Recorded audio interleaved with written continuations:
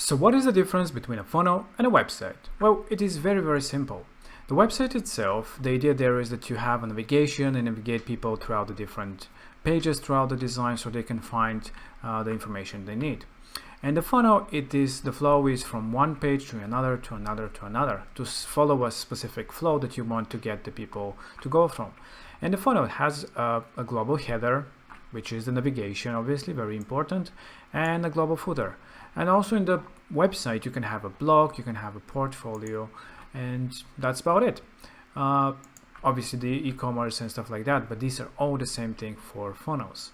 When you create a new funnel, from here, create a new funnel, then you can create a different type of funnels that you have, such as sales funnel to sell a specific product or a few set of products.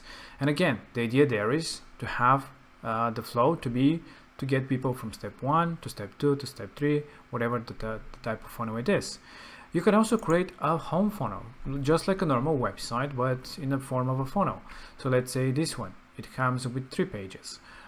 So let's say home funnel,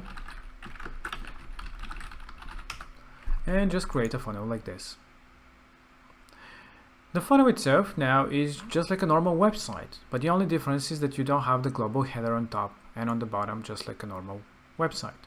But still, you can have a header that is created just with a block if you want to have some kind of navigation. For example, a one-page website where you have all the all the navigation on top linking to a specific place on the page. But the idea behind the funnel, like I said, is to get people from step 1 to step 2 to step 3 in this case. If it is a sales funnel, from the landing to the checkout to the thank you page or to upsell. So the flow is to get the people to the different steps. In this case, you can set up the funnel to be just like a normal landing page for a website and have the most important call to action, which in this case is get in touch, to go to the next step, which is the get in touch, a form where people can submit and contact with the business. And then you have the thank you page. This is a classic way of having a home type of a funnel instead of a website, to basically have the same idea but to get a lot more with it, because if your main idea of the business is to get people to sign up for something, to give you a code, to sign up a form, this is the best way, because all the call to actions, all the whole flow gets people from the landing page to the get in touch page to the thank you page. That ensures the most conversions instead of a website where you have a lot of distractions with the header and with different call to actions. But a website is obviously great if you want to have the availability for people to get into the different pages, campaigns that you might be having, maybe for bigger businesses. But this is an amazing way to do so. So this is the main difference, the headers and the footers. You can still have a store, you have an engage section with CRM. You also can have all these things.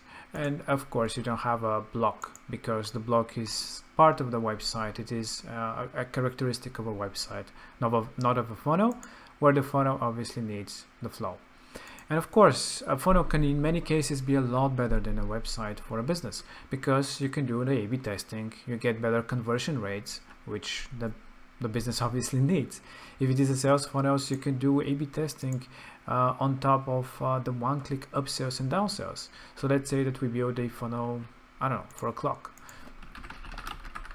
like this, and you can see inside that in the sales funnel you have obviously the landing page where you're selling a product or a set of products, and then in the funnel itself you have the checkout.